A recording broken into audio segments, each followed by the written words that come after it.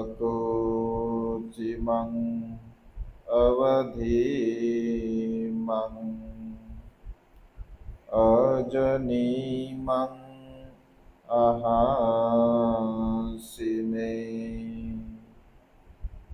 एततं उपनयन्ति वीरं ते सन्न सम्मति।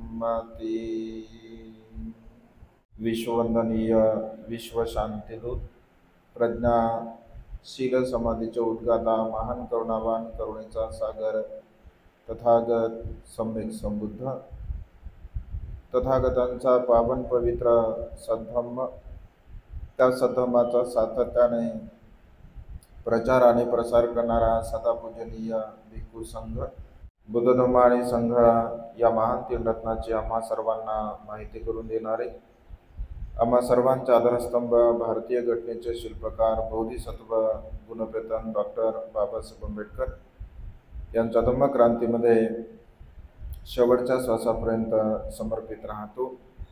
आज या मंगलमय प्रसंगी या वर्षावसाच्या पवित्र अशा कालखंडामध्ये आपल्या धम्मस्कंद बुद्ध विहारामध्ये उपस्थित सर्व श्रद्धा संपन्न उपासक उपासिका आपणा सर्वांच्या प्रती अनंत अनंत मंगलकामना मंगलमैत्री भावना व्यक्त करतो। त्याचप्रमाणे सातत्याने प्युरिटी ऑफ माइंड या यूट्यूब चॅनलच्या द्वारा धम्मदेशना सर्वांकडून आपल्या जीवनामध्ये अनंत आणि असीम पुण्य संपादन करणारे सर्वच श्रद्धा संपन्न उपासक उपासिका आपणा सर्वांच्या प्रती अनंत अनंत मंगलकामना मंगलमैत्री भावना व्यक्त करतो व तुम्हा सर्वांच्या हितासाठी सुखासाठी आणि कल्याणासाठी तथागतांच्या श्रेष्ठ धम्मदेशनेला प्रारंभ करतो।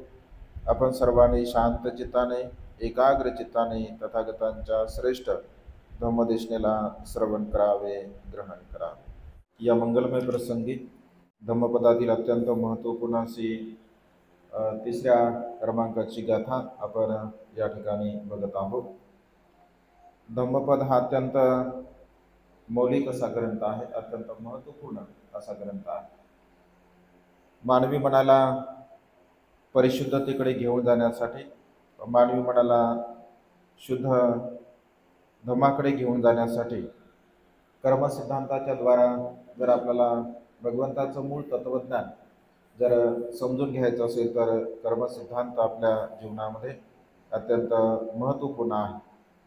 कारण कर्मसिद्धांत जोपर्यंत मनुष्याला समजत नाही, मनुष्य जाणत नाही, तोपर्यंत दान कर्म का आहे, शील कर्म का आहे, पुण्यकर्म का आहे, या सर्व प्रकारच्या गोष्टींचं आकलन आपल्याला होऊ शकत नाही। आणि त्यामुळे कर्मसिद्धांताला आपण सातत्याने समजून घेतलं पाहिजे। तर आजच्या या गाथेच्या संदर्भामध्ये आपण देशना कथेच्या द्वारा या ठिकाणी संपन्न करणार आहोत। गाथेचा अर्थ असा होतो की त्यांनी मला मारले, त्यांनी मला लुटले, त्यांनी माझे हरण केले, त्यांनी माझा अपमान केला, त्यांनी मला दटावले। अशा प्रकारे सतत सतत मनुष्य जर त्याचं चिंतन करत असेल, मनन करत असेल आणि वारंवार तीच ती गोष्ट मनुष्य आपल्या लक्षामध्ये ठेवत असेल तर त्या मनुष्याचं जे दुःख आहे, त्या मनुष्याचं जे वैर आहे, तर ते वैर त्या मनुष्याचं कधीही कमी होत नाही। आणि त्यामुळे भगवंत असे म्हणतात की मनुष्याच्या जीवनामध्ये घडलेल्या ज्या काही घटना असतात त्या सर्व प्रकारच्या सुखद आणि दुःखद घटना आपण सातत्याने आपण पाहतो आणि आपल्या जीवनामध्ये तशा प्रकारच्या घडत असतात। परंतु एकच एक विषय आपण वारंवार वारंवार पुन्हा पुन्हा पुन्हा पुन्हा त्याच विषयाचं जर चिंतन करत असेल, मनन करत असेल आणि तोच विषय पुन्हा पुन्हा जर आपण करत असेल तर त्यामुळे मनुष्याच्या जीवनामध्ये उत्पन्न होणारे जे क्लेश आहे, उत्पन्न होणारा जो द्वेष आहे, तर क्लेशाला द्वेषाला आपण कधीही नष्ट करू शकत नाही किंवा नाहीसं सुद्धा करू शकत नाही। आणि पुन्हा पुन्हा एकाच विषयाचं जेव्हा मनुष्य चिंतन करत असतो, वारंवार त्याच विषयाचं जेव्हा चिंतन मनन आपण करत असतो तर पुन्हा पुन्हा त्या दुःखाची जी अनुभूती आहे तर त्या दुःखाची अनुभूती मनुष्याला पुन्हा पुन्हा त्याच्या जीवनामध्ये निर्माण होत असते। आणि त्यामुळे भगवंत असे म्हणतात की ज्या गोष्टींना आपल्या मनामध्ये स्थान द्यायचं आहे, म्हणजे ज्या गोष्टींना आपल्याला पकडून ठेवायचं आहे, तर त्या गोष्टींना निश्चितपणे आपण पकडून ठेवलं पाहिजे, त्याला स्थान दिलं पाहिजे। त्या गोष्टींचं पुन्हा पुन्हा पुन्हा पुन्हा वारंवार आपण चिंतन मनन केलं पाहिजे। परंतु ज्या गोष्टीमुळे आपली हानी होत आहे, ज्या गोष्टीमुळे आपल्या मनाची मानसिकता बिघडत आहे, ज्या गोष्टीमुळे आपल्याला पुन्हा पुन्हा दुःख उत्पन्न होत आहे, तर अशा प्रकारच्या गोष्टीचं पुन्हा पुन्हा चिंतन करून पुन्हा आपण आपल्या दुःखामध्ये, जे पुन्हा पुन्हा आपल्या जीवनामध्ये दुःख आपण निर्माण करू नये। परंतु मनुष्याचा स्वभाव आहे, मनुष्याचा स्वभाव जो आहे, तर भगवंत असे म्हणतात की पुन्हा पुन्हा न आवडणाऱ्या गोष्टीकडे मनुष्य चिंतन करतो। आणि त्यामुळे जी वैरत्वाची भावना आहे, जी द्वेषाची भावना आहे, ती वैरत्वाची भावना, ती द्वेषाची भावना मनुष्याची कधीही कमी होत नाही।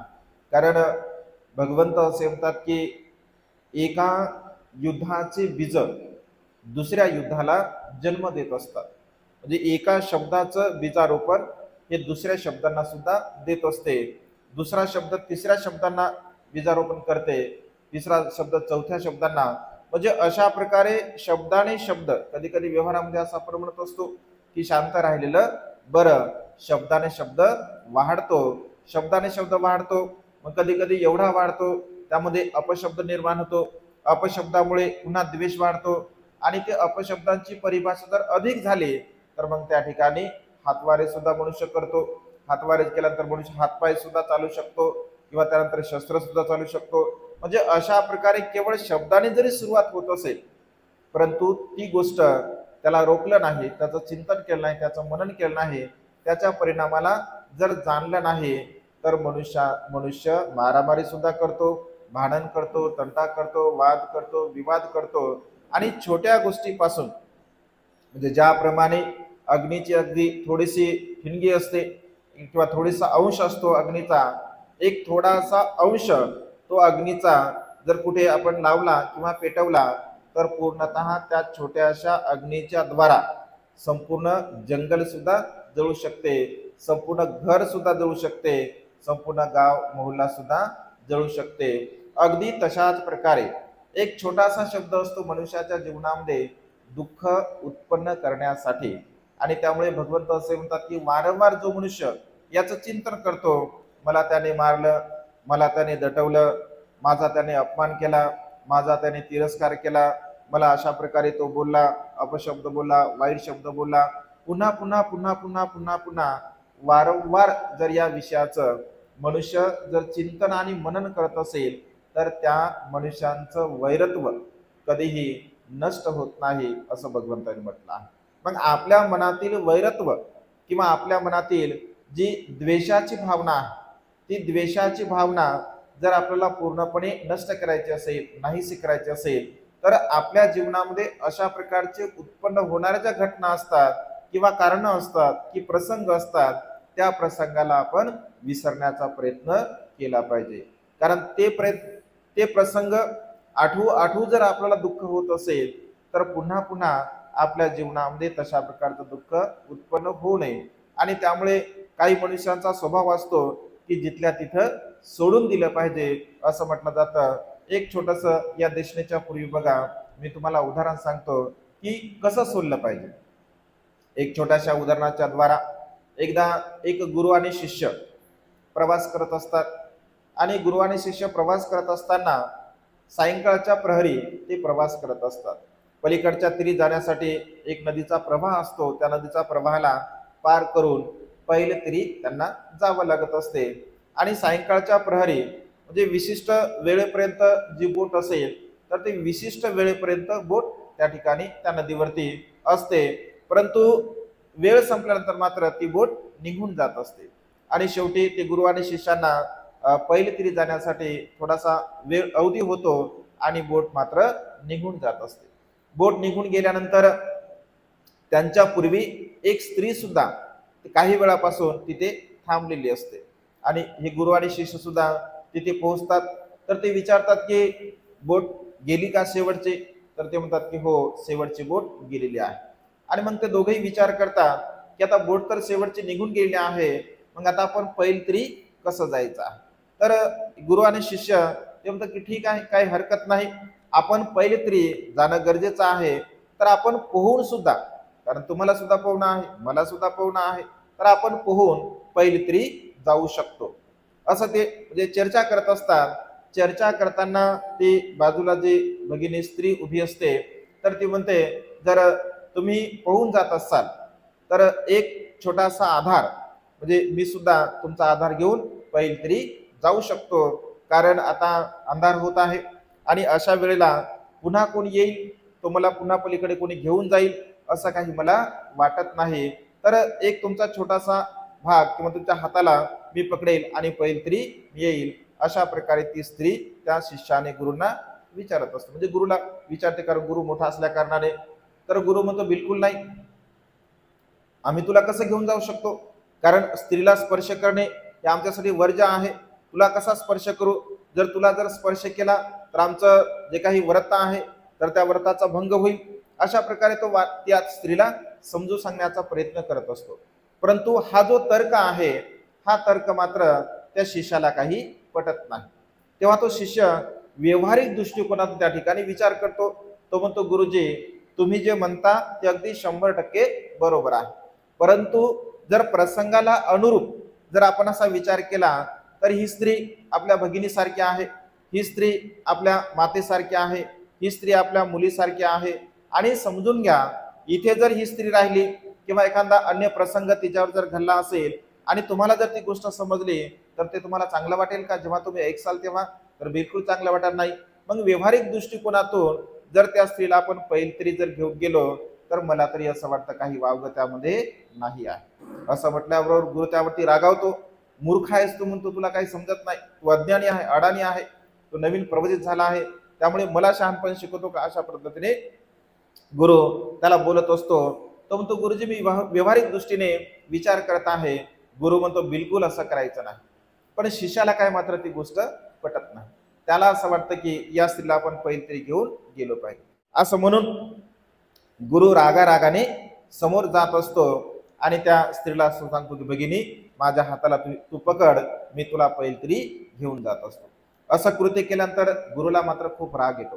त्याला असं वाटतं की शिष्य माझा उद्धट आहे, माझा ऐकत नाही आहे, मी सांगितलं एक आणि हा करतो एक, हा पूर्णपणे दुष्ट आहे, पापी आहे. अशा प्रकारे गुरुचं मग बोलणं सुरू होते आणि गुरु मोठमोठ्याने त्याला बोलत असतो, तू पापी आहे, तू दुराचारी आहे, त्या स्त्रीला तू स्पर्श केला आहे, असं बोलत राहतो. तो मात्र शांत राहतो, तो काहीही बोलत नाही. आणि सोबतच चालतात मग आश्रमापर्यंत. सोबत चालता चालता तो गुरु त्यांचा सुरूच असते, तू त्या स्त्रीला हात लावला, त्या स्त्रीला तू स्पर्श केला, तू वाईट आहे, तू पापी आहे, तू असं करायला पाहिजे नव्हतं, तू गुरुची आज्ञाचा भंग केला आहे, गुरुचं ऐकलं नाही आहे. त्याचं सुरूच राहतं. आश्रमामध्ये गेलं तरी त्याचं सुरूच राहते. तो हात जोडतो आणि शांतपणे म्हणतो की महाराज, गुरुवर्य, मी त्या स्त्रीला त्या किनाऱ्यापर्यंत पकडलं होतं आणि या किनाऱ्यापर्यंत आणलं, त्या स्त्रीला मी त्या किनाऱ्याला सोडून दिलं, परंतु तुम्ही त्या स्त्रीला मात्र नदीच्या किनाऱ्यापर्यंत सुद्धा घेऊन आले, रस्त्याने सुद्धा घेऊन आले आणि आश्रमापर्यंत सुद्धा त्या स्त्रीला तुम्ही घेऊन आले. मी तर तिला तिथेच सोडून दिलेला. म्हणजे गुरु असं म्हणतो की मी तिला तिथंच, शिष्य म्हणतो मी तिला तिथे सोडून दिलं. म्हणजे माझं जे नैतिक कर्तव्य होतं व्यवहारिक दृष्टिकोनातून ते कर्तव्य मी पूर्ण केलं, परंतु त्या स्त्रीला मात्र तुम्ही आश्रमापर्यंत घेऊन आले आहात. म्हणजे पुन्हा पुन्हा पुन्हा पुन्हा त्याचं तुम्ही चिंतन करता, मनन करता. म्हणजे चिंतन मनन करण्यासारखं काही विशेष त्याच्यामध्ये नाही आहे. त्या स्त्रीला गरज होती, तिची गरज पूर्ण झालेली आहे. म्हणजे अशा पद्धतीने मनुष्याचा जो व्यवहारिक दृष्टिकोन आहे, कधी कधी प्रसंगाला अनुसरून तशा प्रकारचं करावं लागतं. तर भगवंत असे म्हणतात की ज्याने मला मारलं, ज्याने मला लुटलं, ज्याने माझं हरण केलं, ज्याने माझा अपमान केला, असं पुन्हा पुन्हा पुन्हा पुन्हा मनुष्य चिंतन करतो, मनन करत असतो. आणि पुन्हा पुन्हा एखाद्या गोष्टीचं जर आपण चिंतन करत असेल, तोच तो विषय आपण पुन्हा पुन्हा लावून धरत असेल, तर पुन्हा पुन्हा दुःख आपल्या जीवनामध्ये होत असते. आणि त्यामुळे भगवंत असे म्हणतात की जी गोष्ट चिंतन करण्यासारखी आहे, जी गोष्ट आपल्या हिताची आहे, आपल्या सुखाची आहे, आपल्या कल्याणाची आहे, तर त्या गोष्टीचं वारंवार आपण चिंतन मनन केलं पाहिजे. परंतु जी गोष्ट आपल्या हिताची नाही, आपल्या सुखाची नाही, आपल्या कल्याणाची नाही, त्या गोष्टीचं वारंवार चिंतन केल्यामुळे आपलं अहित होत आहे, पुन्हा पुन्हा आपल्याला दुःख होत आहे, तर अशा प्रकारच्या गोष्टींचं आपण कधीही चिंतन मनन करू नये, कारण त्यापासून काहीही एक लाभ आपल्याला होत नाही. तर अशा प्रकारे या गाथेचा अर्थ आहे. तर या गाथेला अनुसरून भगवंताच्या काळामधील एक जातक कथा, एक संदर्भ आपल्याला पाहायला मिळतो, तो तिस्स स्थवीर या भिक्षूंचा. ही जी देशना आहे, ही देशना भगवंताने श्रावस्ती येथील जेतवन विहारामध्ये तिस्स स्थवीर नावाच्या भिक्षूंना उद्देशून सांगितलेले आहे. तिस्स स्थवीर नावाचे जे भिक्षू असतात, तर सिद्धार्थ बोधिसत्वाच्या म्हणजे राजा सिद्धोदन यांच्या बहिणीचे ते पुत्र असतात, म्हणजे आत्यांचे, बोधिसत्वाच्या आत्यांचे ते पुत्र असतात. तर ऊर्ध्व काळामध्ये म्हणजे उतरत्या वयामध्ये त्यांनी परिवर्जा घेतलेली असते, आणि उतरत्या वयामध्ये परिवर्जा घेतल्यामुळे एकतर लोकांना असं वाटतं की बुद्ध कुळातील हे भिक्षू आहे, आणि त्यामुळे लोक त्यांचा खूप चांगल्या प्रकारे सन्मान करतात, त्यांना चांगल्या प्रकारचे वस्त्र देतात, त्यांची चांगल्या प्रकारची काळजी घेत असतात. आणि मग ते ऊर्ध्व असतात, वयाने वयस्कर असतात. तर वयाने वयस्कर असल्या कारणाने म्हणजे ऑलरेडी त्यांच्यामध्ये आपल्या कुळाच्या प्रतीचा जो अहंभाव असतो, अहंकार असतो, तर तो अहंकार ऑलरेडी त्यांच्यामध्ये असतो, आणि मी बुद्धांच्या कुळातील आहे, म्हणजे बुद्ध परंपरेतील मी आहे, अशा प्रकारची भावना त्यांच्या चित्तामध्ये असते. आणि त्यामुळे तो चांगल्या प्रकारचं वस्त्र परिधान करून, कारण भिक्षू विनयाचा नियम आहे, म्हणजे जेव्हा प्रवर्जा दिली जाते, तर प्रवर्जा दिल्यानंतर इथे तुमच्या वयाचा काही संबंध नसतो. म्हणजे तुम्ही प्रवर्जित कधी झाला आहात, तुम्ही उपसंपन्न कधी झाला आहात, म्हणजे प्रवर्जा घेऊन उपसंपन्नता जर तुम्ही योग्य वयामध्ये जर प्राप्त केली असेल, म्हणजे वयाच्या 20 वर्षे उपसंपदा करण्याचा तो एक विधी असतो, म्हणजे कायमस्वरूपी भिक्षू बनण्याचा. आणि एखादा तरुण भिक्षू जे त्यांनी उपसंपदा अगोदर केली असेल, आणि एखादा वयस्कर व्यक्ती 50-60 वर्षाचा असेल आणि त्याने नुकतीच प्रवर्जा घेतली आणि उपसंपदा केली असेल, तर 50 वर्षाचा 60 वर्षाचा जरी भिक्षू असेल आणि हा तरुण 25, 30, 35 वर्षाचा भिक्षू असेल, तरी सुद्धा त्या 50-60 वर्षाच्या भिक्षूला त्यांना वंदन करावं लागत असते. हा नियम आहे, म्हणजे तिथे वयाचा काही संबंध नाही आहे. तुमचं वय किती आहे, 60, 70 आहे, 80, 90 आहे, याला इथे काही संबंध नाही. तुम्ही भिक्षू जीवनामध्ये किती पदार्पण केलं, किती वर्षावास केले, किती तुमचं जीवन तुम्ही घालवलं, त्यावरती सिनियरिटी अवलंबून असते. आणि त्यामुळे हा वयाने वृद्ध असतो, वयस्कर असतो, आणि तरुण भिक्षू असतात, ते प्रवृत्तीच्या जीवनामध्ये त्यांना खूप वर्ष झालेले असतात, परंतु हा जो तिस्स स्थवीर असतो, हा धर्मसभेमध्ये बसत असतो, चांगल्या प्रकारचं चिवर वस्त्र परिधान करून धर्मसभेमध्ये तो बसत असतो. आणि धर्मसभेमध्ये बसताना अनेक भिक्षू येतात, अनेक उपासक येतात, अनेक उपासिका येतात. मग त्यांना तो उपदेश करत असे, आणि त्यांच्याकडून जे काही परिष्कार आदी मिळत असे त्याचा तो स्वीकार करत असे. भिक्षू येत असत, सिनियर भिक्षू येत असत, तर त्या भिक्षूंना तो कुठल्याही प्रकारचा सन्मान देत नसे, कुठल्याही प्रकारचा मान देत नसे. आणि अन्य येणाऱ्या भिक्षूंना असं वाटायचं, कारण वृद्ध दिसायचे, यांना असं वाटतं कोणीतरी महास्थवीर असले पाहिजे, कोणीतरी सिनियर भिक्षू असले पाहिजे, तर मग त्यांची ते सेवा करायचे, त्यांना पाणी द्यायचे, त्यांचे हातपाय दाबून द्यायचे, त्यांच्या काही गरजा आहे त्या गरजा ते पूर्ण करायचे. परंतु त्या भिक्षूंच्या व्यवहारावरून, म्हणजे चिवर घालण्याची पद्धती असेल, भिक्षापात्र पकडण्याची पद्धती असेल, बसण्याची पद्धती असेल, बोलण्याची पद्धती असेल, म्हणजे व्यवहारावरून सुद्धा मनुष्य त्या गोष्टीमध्ये किती परिपक्व आहे याचं चिंतन मनन आपण करू शकतो. कारण नव्याने व्यक्ती त्याच्या वागण्यामध्ये, त्याच्या बोलण्यामध्ये सहजपणा आपल्याला ओळखू येतो, आणि जो अनेक वर्षापर्यंत त्यामध्ये राहतो, तर त्याच्या बोलण्यामध्ये, त्याच्या वागण्यामध्ये सहजता आपल्याला ओळखून येते. तर काही भिक्षू हुशार असतात, एक तरुण भिक्षू अत्यंत बुद्धिमान असतो, हुशार असतो, आणि तो तरुण भिक्षू या तिस्सच्या वागण्यावरून, बोलण्यावरून तो असा विचार करतो की वास्तवतः हा जो तिस्स स्थवीर आहे हा खरंच सिनियर आहे का, हा म्हणजे मोठा आहे का. आणि तो तरुण भिक्षू त्याला विचारतो की म्हणते आपले वर्षावास किती झाले. असं विचारल्याबरोबर तो तिस्स स्थवीर म्हणतो, वर्षावास म्हणजे काय, वर्षावास म्हणजे काय, वर्षावास म्हणजे काय म्हटल्याबरोबर तो तरुण भिक्षू म्हणतो, मूर्खा, आणि त्याला एक थापड मारतो, तुला कळते का तुला कळत नाही आहे वर्षावास म्हणजे काय? एवढे मोठे सिनियर भिक्षू येतात आणि त्या सिनियर भिक्षूंच्या द्वारा तू तुझी सेवा करण्याचं अकुशल कर्म करतो, पाप कर्म करतो, अशा प्रकारे म्हणतो आणि त्यांना एक मारतो. तर त्याला राग येतो. त्याची जी पूर्व जे संस्कार असतात, स्वाभिमानाचे संस्कार असतात, कारण राज्यकुळामधील असतो, पूर्व संस्कार त्याचे जागरूक झाल्यामुळे त्याला भयंकर असा राग येतो आणि तो रागाने बोलतो की तुम्ही कुठून आला? तर ते म्हणतो आम्ही आताच भगवंताला भेटून आलो आहोत. तर ठीक आहे, मग तुम्हाला मी दाखवतो मी कोण आहे ते, मी बुद्धाचा कोण आहे हे मी तुम्हाला दाखवतो, अशा प्रकारे तो बोलतो आणि रागारागामध्ये निघून जातो भगवंताकडे. तर त्या भिक्षूंना नंतर कळतं की तिसं कोण आहे, म्हणजे त्यांनाही काही माहित नसतं की तिसं कोण आहे आणि त्यांना असं वाटतं की भगवंताला काही उलट सांगायचं हा, म्हणून तो भिक्षू सुद्धा त्यांच्या पाठीमागं येत असतात. भगवंताला तो सांगतो, भगवान मला अशा अशा प्रकारचा याने माझ्यासोबत व्यवहार केला, माझा याने अपमान केला, मला याने दटावलं, याने मला मारलं, अशा पद्धतीने तो सांगत असतो. तर तेव्हा भगवंत असे म्हणतात की नेमकं तुम्ही बसले होते कुठे? तर तो म्हणतो भगवान मी धर्मसभेमध्ये बसलो होतो. मग धर्मसभेमध्ये तुम्ही बसला असताना हे भिक्षू आल्यानंतर तुम्ही तुमचं कर्तव्य केलं का? तुम्ही उठून उभे राहिले का? त्या भिक्षूंना बसण्यासाठी तुम्ही आसन दिलं का? त्यांना पिण्यासाठी तुम्ही पाणी दिलं का? त्यांची काही सेवा तुम्ही विचारली का? तर तो म्हणतो की नाही भगवान, मी तर असं काही विचारलं नाही. तर भगवंत असे म्हणतात की दिस हा तुझा अपराध आहे, हा तुझा गुन्हा आहे, चूक तुझी आहे. कारण सिनियर भिक्षू आल्यानंतर तू त्याचा सन्मान केला पाहिजे, त्यांचा मान केला पाहिजे, त्यांचा आदर तिथ्य तू केलं पाहिजे. हा विनय तुला माहित नाही आहे का?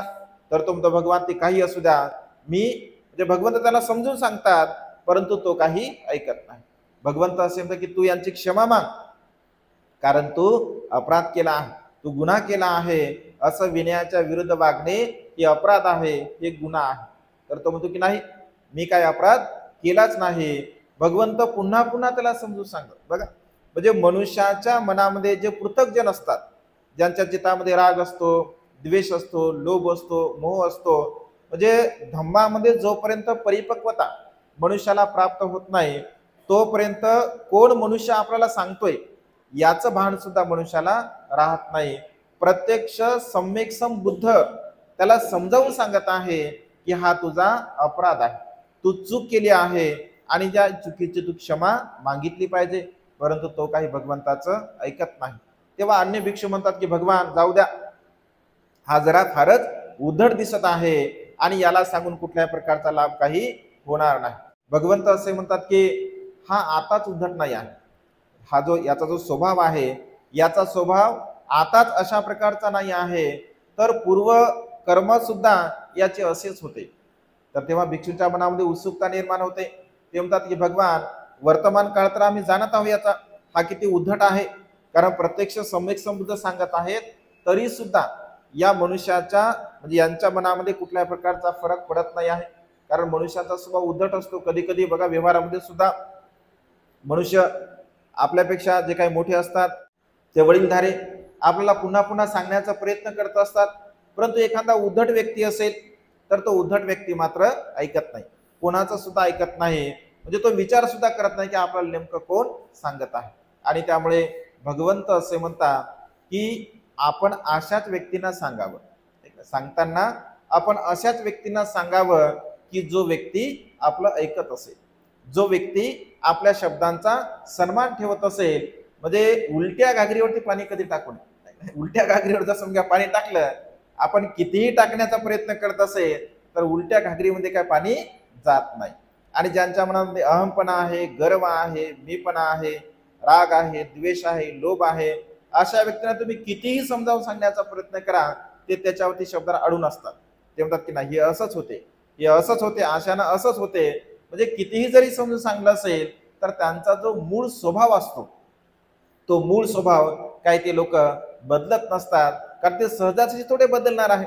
कारण या संस्काराचे जे बीजारोपण झालेलं असतं तर ते अनेक दिवसापासून झालेलं असतं.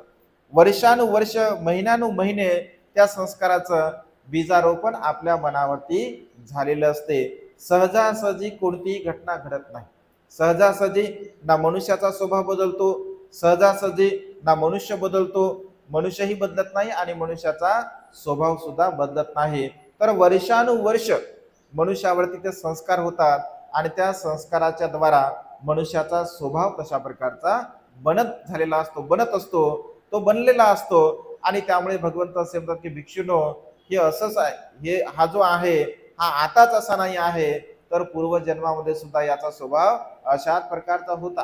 तेव्हा भगवंत असे म्हणतात, असं म्हटल्यानंतर भिक्षू म्हणतात की भगवान, आता तर आम्ही याचा स्वभाव बघितला आहे, पण पूर्वजन्मामध्ये हा उद्धट कसा होता, तर ते भगवान आमच्या ऐकण्याची इच्छा आहे. तर पूर्व संस्कार सांगताना, पूर्वकर्म सांगताना भगवंत असे म्हणतात की एका वाराणसीमध्ये काशीराज नावाचे फार मोठे राजा असतात, धार्मिक राजा असतात. आणि हा जो त्या काळामध्ये एक देवील नावाचा एक तपस्वी असतो, तो हिमालयामध्ये अनेक वर्षापर्यंत वास्तव्य करत असतो. आणि हिमालयामध्ये अनेक वर्षापर्यंत वास्तव्य केल्यानंतर पूर्वीच्या काळामध्ये म्हणजे अशा प्रकारची प्रथा असायची. आजही तशी प्रथा आहे. कारण काही कालावधी हिमालय पायथ्याशी ते ध्यान मनन चिंतन करत असत. आणि तिथे जे काही कंदमुळे असतील, जे काही फळं असतील, किंवा जे काही तिथे त्यांना जे काही मिळत असेल, तर तशा प्रकारचं अन्न ते ग्रहण करत असत. आणि ते अन्न ग्रहण करून आपली उपजीविका करत असत. परंतु अनेक दिवस तिथे राहिल्यानंतर मग पुन्हा त्यांची अशी इच्छा होत असे की आपण काहीतरी चविष्ट खाल्लं पाहिजे, खारट तिरट आपण खाल्लं पाहिजे. आणि पुन्हा मग ते नगरामध्ये येत असत आणि नगरामध्ये मग भिक्षाटन करत असत आणि तशा प्रकारची आपली उपजीविका करत असत. तर हा देवील तपस्वी जो आहे, हा देवील तपस्वी सुद्धा अशा प्रकारचा विचार करतो की आता आपण बरेच दिवस झाले इथे वास्तव्य करत आहोत, आता नगरामध्ये आपण गेलो पाहिजे आणि काहीतरी थोडं खारट तिखट तुपट खाल्लं पाहिजे, असा तो विचार करतो. त्या गावामध्ये तो येत असतो. तर पूर्वीच्या काळामध्ये बघा, आगंतुक रूपाने जे काही प्रवासी लोक असायचे, कारण पूर्वी फार दूरदूरपर्यंत म्हणजे गाड्यांचा किंवा बंदोबस्त नसायचा किंवा रस्ते बरोबर नसायचे, तर त्यामुळे धर्मशाळा असायच्या. आणि त्या धर्मशाळेमध्ये जे आगंतुक लोक असायचे, तर ते आगंतुक लोक त्या धर्मशाळेमध्ये रात्रभर राहत असत. तर हा एका कुंभकाराच्या धर्मशाळेमध्ये जात असतो. आणि कुंभकाराच्या धर्मशाळेमध्ये गेल्यानंतर त्या कुंभकाराला विचारतो की आजची रात्र मी आपल्याकडे राहू शकतो का? तुम्हाला काही कार्य नसेल, तुम्हाला काही अडचण नसेल, तर मी तुमच्या शाळेमध्ये राहू शकतो का? तर तेव्हा तो कुंभकार म्हणतो की महाराज, मला तर संध्याकाळचं काही विशेष या धर्मशाळेशी काही कर्तव्य नसते, काही काम सुद्धा नसते, आपण मात्र तिथे तुम्ही राहू शकता. आणि धर्मशाळा सुद्धा फार मोठी आहे, फार विशाल आहे. या धर्मशाळेच्या कोणत्याही कोपऱ्यामध्ये जर तुम्ही राहिला तरी मला काही प्रॉब्लेम नाही आहे, काही समस्या नाही आहे. तर तो त्या ठिकाणी राहतो. असं म्हटल्याबरोबर काही क्षणामध्ये एक दुसरा तपस्वी, नारद नावाचा तपस्वी तिथे येत असतो. आणि तोही सुद्धा त्या कुंभकाराला विचारतो की या धर्मशाळेमध्ये मी राहू शकतो का? तर तो कुंभकार विचार करतो की आपण सांगण्यापेक्षा, कारण धर्मशाळा तर रिकामी आहेच आहे, परंतु अगोदरचा जो तपस्वी आलेला आहे, तर तो सांगतो की महाराज, माझी काही हरकत नाही आहे, परंतु तुमच्या पूर्वी एक आणखी तपस्वी आले आहे, जर त्या तपस्व्यांना काही अडचण नसेल तर तुम्ही धर्मशाळेमध्ये राहू शकता. कारण पटू शकत नाही एकमेकांचं, होऊ शकते तुमचा वाद होत असेल, विवाद होत असेल, किंवा तुमचं पटणार सुद्धा नाही, त्यामुळे त्यांना जर काही अडचण नसेल तर तुम्ही धर्मशाळेमध्ये राहू शकता. मग नारद तपस्वी त्या देवील तपस्व्याकडे जातो आणि त्यांना म्हणतो, गुरुवर्य, जर तुम्हाला काही अडचण नसेल तर या धर्मशाळेमध्ये आजची रात्र मी राहू का? तर देवील तपस्वी म्हणतो की ठीक आहे, काही हरकत नाही, कारण मला सुद्धा काही अडचण नाही आहे आणि धर्मशाळा सुद्धा फार मोठी आहे. दोघं सुद्धा त्या ठिकाणी एकमेकांच्या प्रती आदर सत्कार करतात आणि एकमेकांची विचारपूस करतात. आणि विचारपूस कर्तव्य झाल्यानंतर झोपण्याच्या वेळेला हे जे नारद तपस्वी असतात ते फार हुशार असतात, बुद्धिवान असतात. तर ते जाणतात की देवील तपस्वी कुठे झोपलेला आहे, जेणेकरून असं होऊ नये, रात्री बेरात्री जर आपण उठलो तर त्यांना आपल्यामुळे त्रास होऊ नये, अशा प्रकारचे विचार करतात. आणि हा जो देवील तपस्वी असतो, या देवील तपस्व्याचा स्वतःच्या शरीरावरती काही कंट्रोल नसतो. जेव्हा तो झोपी जातो, झोपी गेल्यानंतर जिथे जो झोपलेला असतो, तर तो झोपेमध्ये बरोबर दरवाजापाशी रात्री येत असतो. रात्री दरवाजापाशी आल्यानंतर या नारद तपस्व्याला रात्री आवश्यक कार्य करण्यासाठी बाहेर जावं लागत असते. तर बाहेर जाता जाता याच्या जटेवरती त्याचा पाय पडलेला असतो, पाय पडतो. तर जटेवरती पाय पडल्याबरोबर तो म्हणतो, कोण आहे, मूर्ख कोण आहे माझ्या जटेला तुडवत आहे? तर तो म्हणतो की महाराज, स्वामी, गुरुवर्य, मी नारद आहे, मूर्ख आहे का तू माझ्या जटेवरती पाय देत आहे?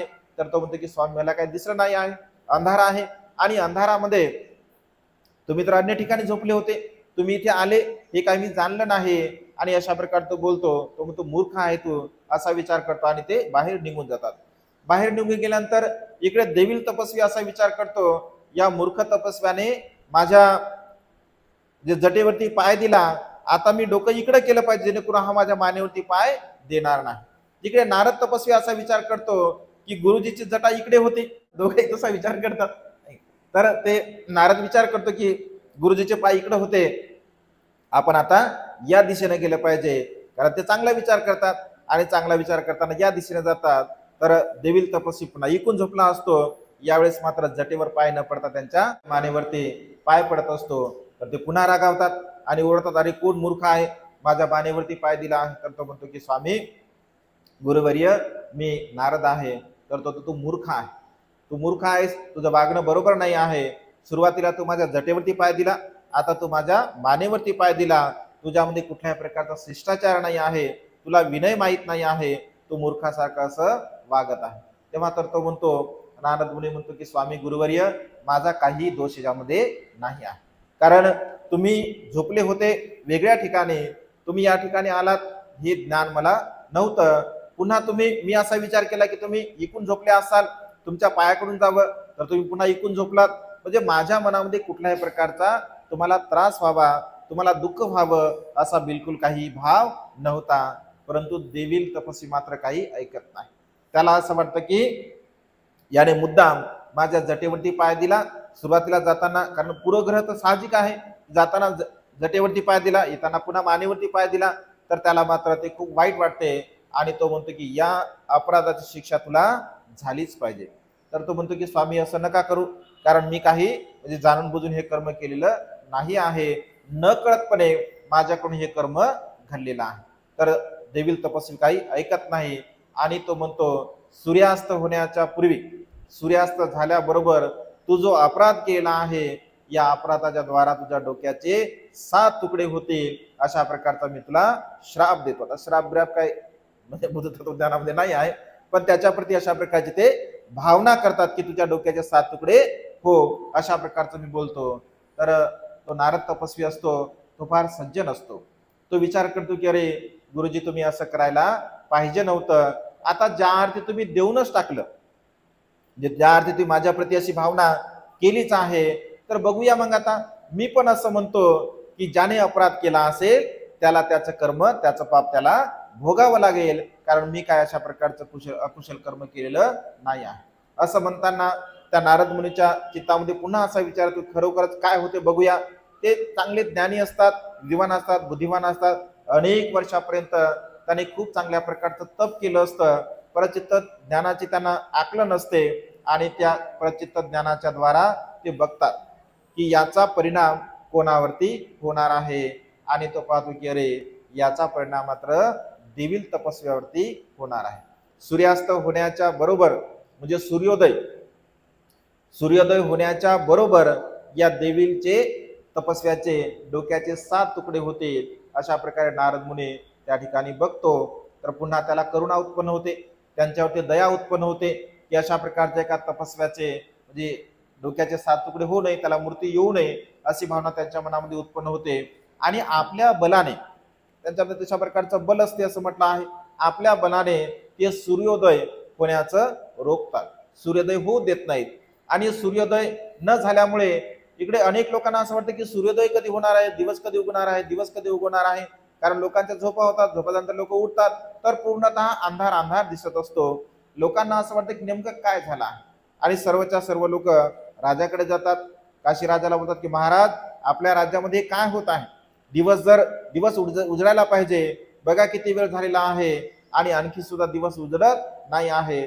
तेव्हा राजा विचार करतो की मी कोणतं अकुशल कर्म केलं, मी कोणतं वाईट कर्म केलं, माझ्या तर काही नाही, वाचेने मनाने मी कुठल्याही प्रकारचं अकुशल कर्म केलेलं नाही आहे. मग मी जर अकुशल कर्म केलं नाही तर असं का घडलं, माझ्या राज्यावरती असा प्रसंग का आला? तर पुन्हा तो विचारतो की आपल्या धर्मशाळेमध्ये कोणी तपस्वी वगैरे आलेले आहेत का? तर त्यांना कळतं की हो महाराज, आपल्या कुंभकार शाळेमध्ये 2 तपस्वी आलेले आहेत. तर ते म्हणतात की काहीतरी तिथे झालेलं आहे.